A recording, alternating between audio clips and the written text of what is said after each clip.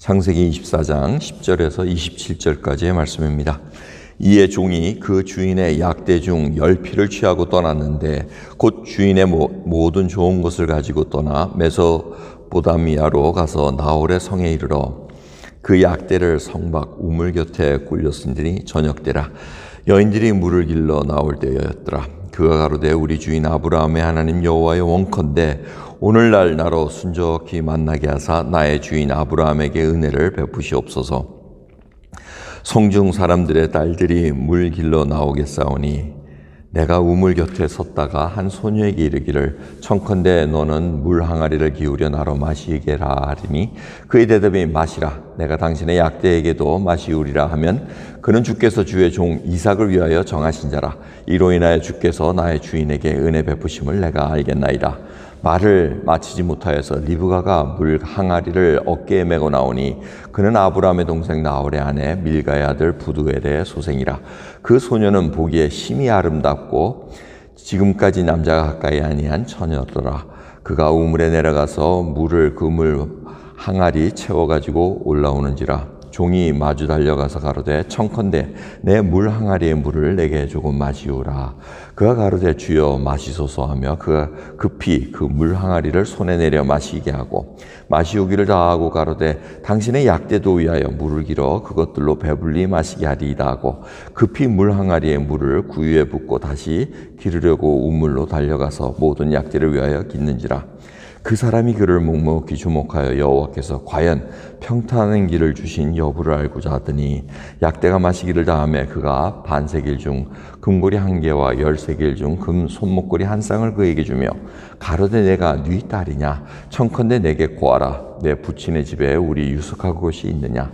그 여자가 그에게 이르되 나는 밀가가 나홀에게서 낳은 아들 부두엘의 딸이니이다. 또 가로되 우리에게 집과 보리가 족하며 유숙할 곳도 있나이다. 이에 그 사람이 머리를 숙여 여호와께 경배하고 가로되 나의 주인 아브라함의 하나님 여호와를 찬송하나이다. 나의 주인에게 주의 인자와 성실을 끊이지 아니하셨사오며 여호와께서 길에서 나를 인도하사 내 주인의 동생인 집에 이르게 하셨나이다 하니라. 아멘. 아브라함의 명을 받고 이삭의 아내를 택하러 떠난 엘리에셀의 이야기입니다.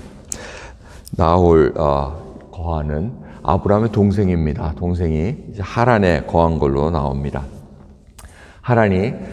나홀이 같이 아브라함과 떠나진 않았습니다. 근데 나중에 이제 쫓아온 것으로 우리가 추측해 볼 수가 있습니다. 그래서 그 성에 거하면서 엘리에셀이 당도한 곳이 바로 그곳이었습니다. 그러니까 하나님께서 지금 미리 예비하시고 지금 엘리에셀의 그 종의 발걸음을 옮겨주셨다는 것을 볼 수가 있습니다.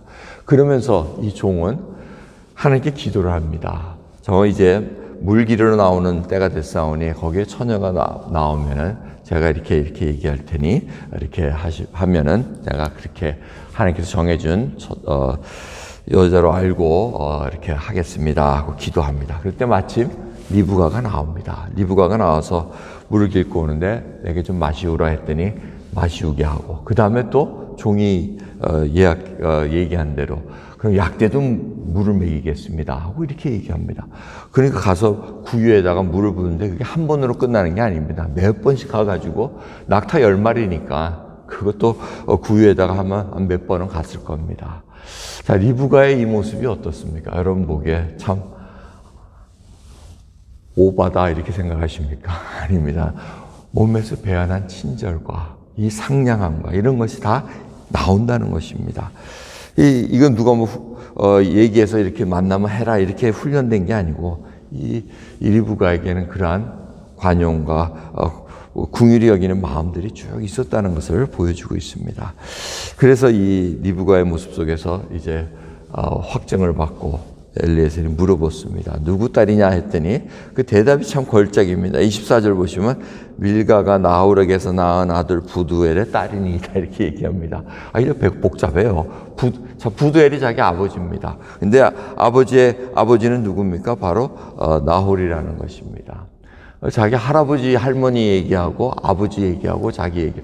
그 참 조금 독특한 인사법입니다. 누가 누구 딸이오 하면은 자기 아버지나 어머니 이렇게 얘기할 텐데 할아버지까지, 할머니까지 얘기하는 이게 참 훈련 잘 받은 아주 기숙감이라는 것을 우리가 볼 수가 있습니다. 이 얘기를 듣고 아브라함의 동생이라는 것을 듣고 야, 이거 하나님이 인도하심이 이게 보통이 아니구나. 이걸 깨닫고 26절부터 머리를 숙여 여호와께 경배했다 그럽니다. 자, 아브라함이 이런 정말 친구 같은 정말 집사장을 다 가지고 있으면서 그 믿음까지 다 이렇게 했다는 것이 정말 전율이 오릅니다. 여러분, 우리가 진짜 살면서 한 식구도 정말 이렇게 만들기 쉽지 않습니다. 그런데 피 하나 안 섞인 남이 그렇게 보면서 믿음까지 생겨가지고 아브라함의 하나님이라고 얘기하면 자기 하나님이라고 감히 얘기 못합니다. 그런데 나를 인도했다고 얘기합니다. 자, 이 믿음이 자라나는 그 모습이 얼마나 소중한가 보게 됩니다. 그러면서 27절 보면 주 아브라함의 하나님 여호와를 찬송하나이다. 보잘것없는 나까지 정말 이 사명을 맡은 저에게 아브라함의 동생 나홀의 집에 이르게 하셨나이다. 자, 이 고백이 정말 하나님을 사랑하고 경계하고 이 모든 것들이 그냥 다 묻어나는 것을 볼 수가 있습니다. 오늘 말씀을 통해서 아브라함이 미리 얘기를 합니다. 하나님께서 야훼의 사자를 미리 보낼 거라고 얘기합니다. 정말 그렇게 하셨습니다. 그래서 다 예비하셨습니다. 여러분, 저희들 하나님의 타이밍에 다 살아가는 저희들입니다. 하나님께서 이미 예비하시고 모든 것들이 다 이루어져 있는 것을 저희들이 지금 확인하러 갑니다. 그 발걸음 하나하나가 하나님의 뜻을 쫓아 순종하느냐에 달려 있습니다. 그 순종하지 않으면은 엉뚱한 데 가면서 하나님 뜻을 구하고 자기 뜻을 하나님 뜻으로 치장해가지고 하나님의 뜻이냐 하면 하나님 경험할 수 없습니다. 만날 수 없습니다. 죄악에 물든 곳에 어찌 하나님께서 거할 수가 있겠나이까. 정말 그러한 각오로 하나님 앞에 말씀에 순종해서 하나님 부르신 곳에 내가 정말 모든 것을 맡기고 살아가겠나이다. 한번 맡기고 기도하시는 하루 되기를 원합니다. 그래야 하나님께서 예비하신 것을 경험하며 주님이 이와 같이 나를 인도하셨기에 그 순간에 하나님께 찬송하시고 경배드리시기 바랍니다. 거기가 어디가 되었던 하나님께 경배드리며 나를 인도하신 하나님, 우리 주 예수 그리스도로 말미암아 구원을 베풀어 주신 하나님의 손길을 내가 찬양하나이다 라는 귀한 고백으로 하루 지내는 저희와 여러분 되기를 소원합니다. 기도하겠습니다. 하나님 감사합니다. 오늘도 발걸음을 이곳까지 인도해 주시고 정말 저희들 새벽마다 하나님 왜 저희들이 주님 앞에 기도하며 애를 씁니까? 하나님을 만나기 위함 아닙니까? 하나님의 손길을 맛보기 위함 아닙니까? 그 하나하나가 이루어지기를 소원합니다.